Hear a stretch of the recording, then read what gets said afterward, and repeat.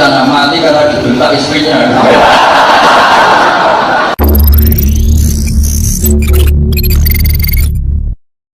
Umatnya Nabi termasuk yang adalah goblok. Itu tidak gampang itu.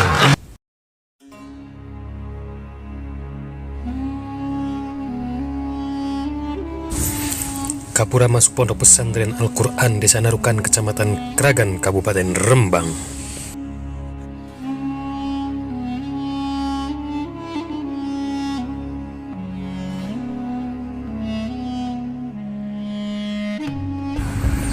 Aula Pondok Pesantren Narukan.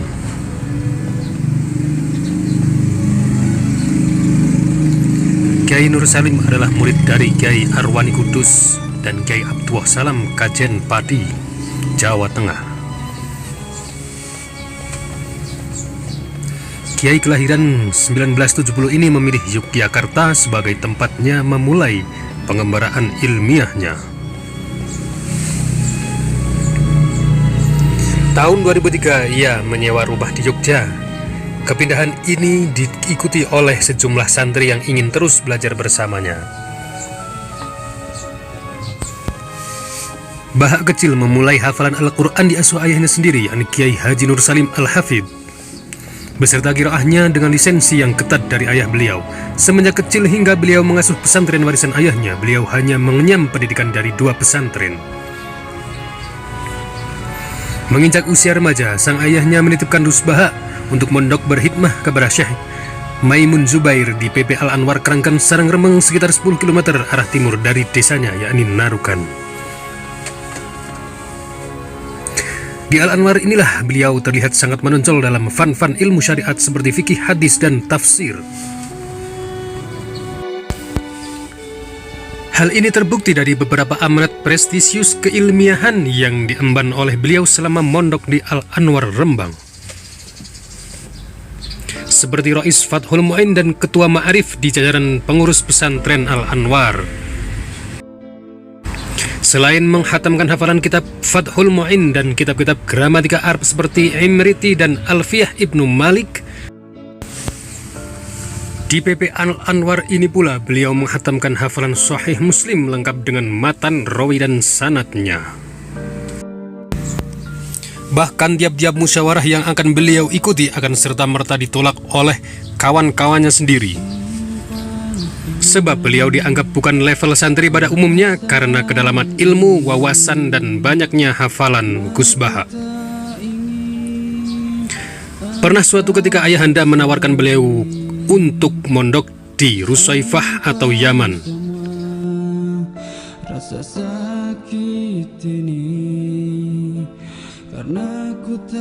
Namun beliau memilih untuk tetap di Indonesia, berkhidmat kepada alma maternya, Madrasah Ghazaliyah Syafi'iyah PP Al-Anwar, dan pesantrennya sendiri. Setelah menyelesaikan pengembaraan ilmiah di sarang, beliau menikah dengan seorang ningbelihan pamannya dari keluarga pondok pesantren Sidogiri, Pasuruan, Jawa Timur.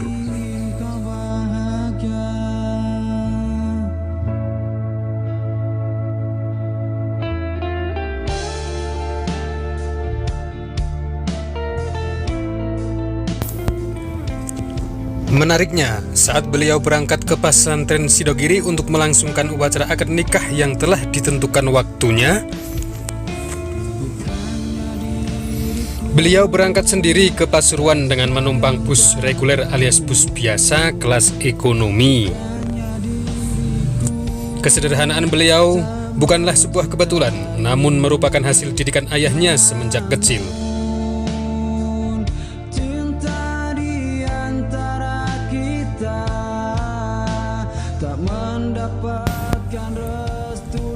Beliau hidup sederhana bukan karena keluarga beliau miskin. Saat dikonfirmasi oleh penulis perihal kesederhanaan beliau itu, beliau menyatakan bahwa hal tersebut merupakan karakter keluarga Quran yang dipegang erat sejak zaman leluhurnya.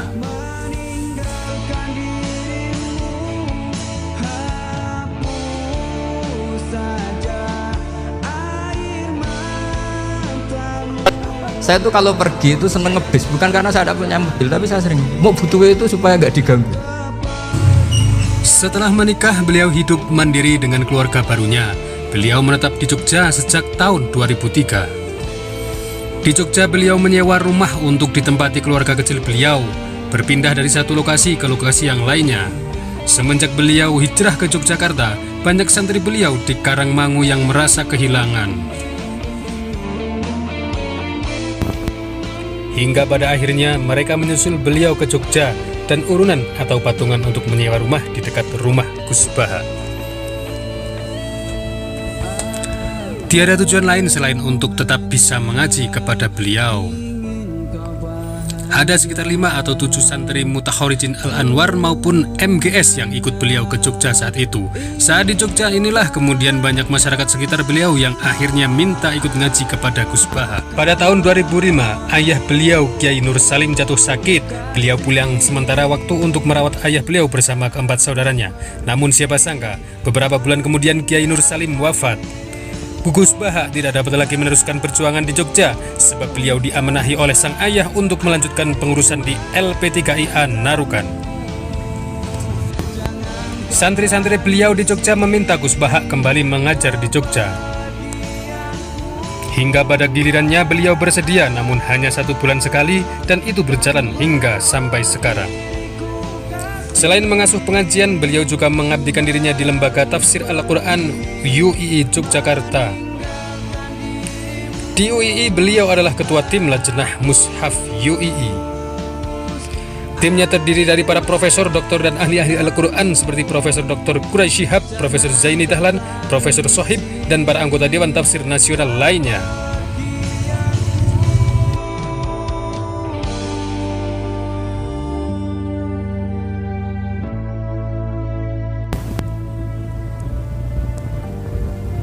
Bagi Gus Baha, akhlak adalah lebih utama daripada ilmu.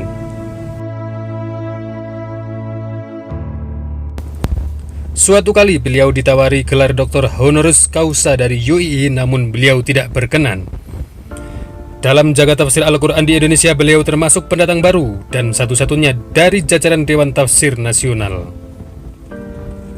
yang berlatar belakang pendidikan non-formal dan non-gelar, yakni pondok pesantren. Meski demikian, kealiman dan penguasaan keilmuan beliau sangat diakui oleh para ahli tafsir nasional. Hingga pada suatu kesempatan pernah diungkapkan oleh Profesor Quraisy Shihab bahwa kedudukan Gus Baha di Dewan Tafsir Nasional selain sebagai mufassir, juga sebagai mufassir fakih karena penguasaan beliau pada ayat-ayat ahkam yang terkandung di dalam Al-Quran.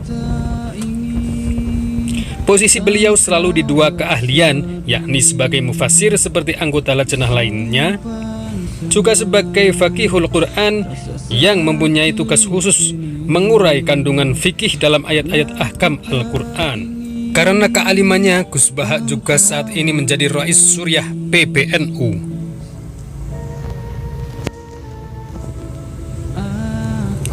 Meskipun Gus Baha tidak gemar bermedia sosial, namun banyak sekali ceramah-ceramah beliau yang dipublikasikan para fans-fansnya. Banyak sekali akun-akun media sosial yang mempublikasikan ceramah-ceramah Gus Baha. Kealiman Gus Baha juga diakui oleh ulama-ulama lain seperti Ustaz Abdul Somad dan Ustaz yang Adi tidak banyak Hidayat. dikenal orang. Kalau bapak ibu tanya tentang fikih-fikih dalam Quran, itu beliau luar biasa itu. Namanya Gus Baha. Gus Baha.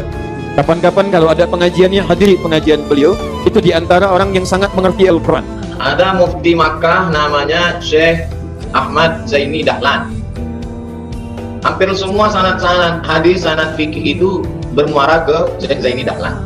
Lalu kemudian turun ke bawah, itulah Syekh Bakri Syata, penulis kitab I'anatul Talibin. Lalu dari Syekh Bakri Syata turun ke bawah Syekh Mahfud At-Tirmasi. Tirmasi dari Tremas, Pacitan. Dari Syekh Mahfud At-Tirmasi turun ke bawah Syekh Fakih Mas Kumambang. Dari Kiai Haji Syekh Fakih Mas Kumambang yang mengambil sanad di Masjidil Haram dari Syekh Mahfud, lalu turun ke bawah ke Syekh Zubair. Dari Syekh Zubair turun ke bawah ke Syekh Maimun Zubair yang dimakamkan di Ma'la. dari Syekh Maimun terus turun ke Gus Bah. Tadi disebut ada Gus Baha, pengetahuan beliau hafal Al-Quran. Hingga Gus Baha juga masuk dalam daftar Kiai Muda NU yang paling banyak penggemarnya, terutama di media sosial. Karena ceramah-ceramah beliau selalu disampaikan dengan selingan canda dan Dan tawa. saya meskipun Hal itulah itu yang serius. membuat audien tertarik dan Bedanya orang lebih alim sama mudah budak itu memahami di situ. isi ceramah Gus Baha. Kalau orang alim itu guyon itu masih bener, masih serius. Guyon saya tuh lebih serius ketimbang serius Anda. Kabar duka datang dari keluarga Gus Baha. Rabu 15 April 2020, sang ibunda Hajah Yuhanif berpulang ke rahmatullah pada usia 74 tahun.